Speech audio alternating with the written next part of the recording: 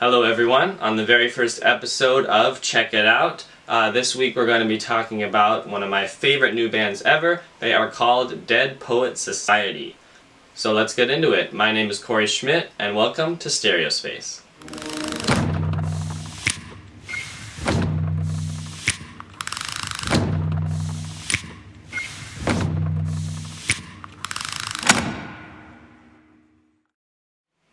This is a band that has only released one album back in 2015. It was hardly even a half hour long, and they've released a number of different EPs and singles as well.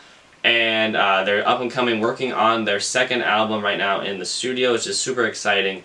And the way that I would describe this band is alternative rock with mixes of hard rock, but overall it's just generally rock.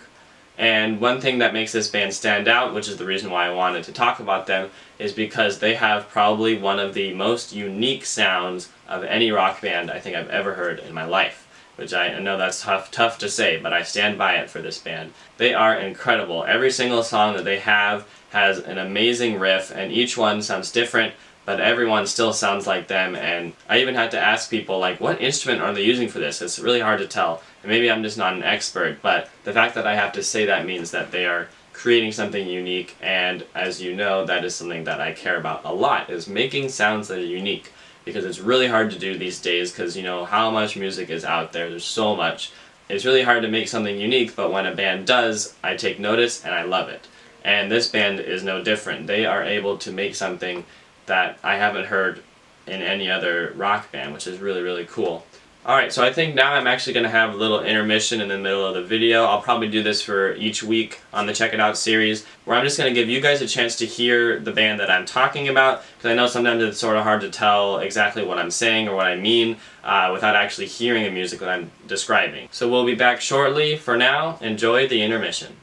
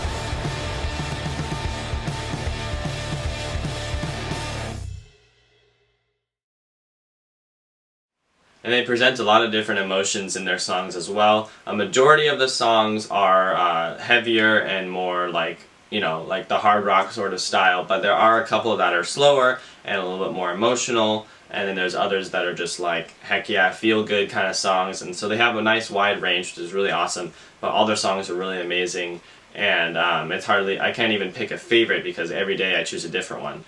Sometimes I go a whole day just listening to that band, and you know, I'll come out of it with a favorite, and then the next day I'll listen back and I'm like, well, but I really like this one too, because this riff is really cool, and it's like, oh, this breakdown is really neat. So it's just really awesome that they're able to, you know, keep you excited every single time that you come back to listen, which is also really interesting. And actually, just overall, they're super nice guys. I've talked to them on social media because I accidentally sent them a message when I meant to send their story to my friend. I accidentally sent it back to them. I was like, whoops, sorry, I meant to send this to a friend, but anyways, hope you guys are well. And they responded, they said likewise, and it was super nice. And so it's just kind of nice. I know that that's a really small thing, but a lot of bands don't bother responding to messages like that, especially when they are on accident and are not important at all. But the fact that they did respond, I think, is really, really cool. And I've talked to them a couple times I've talked to them a couple times before and after their shows as well, because I've seen them twice, and both times they were super nice. The first time I saw them was in LA, and my cousin Luke and I, we were planning on going to see them again in a couple of days in San Diego, and so we let them know that, and they're like, oh, that's super awesome, you should totally do that, like, come say hi in San Diego, we'll say hi again. And we were like, yeah, totally, whatever.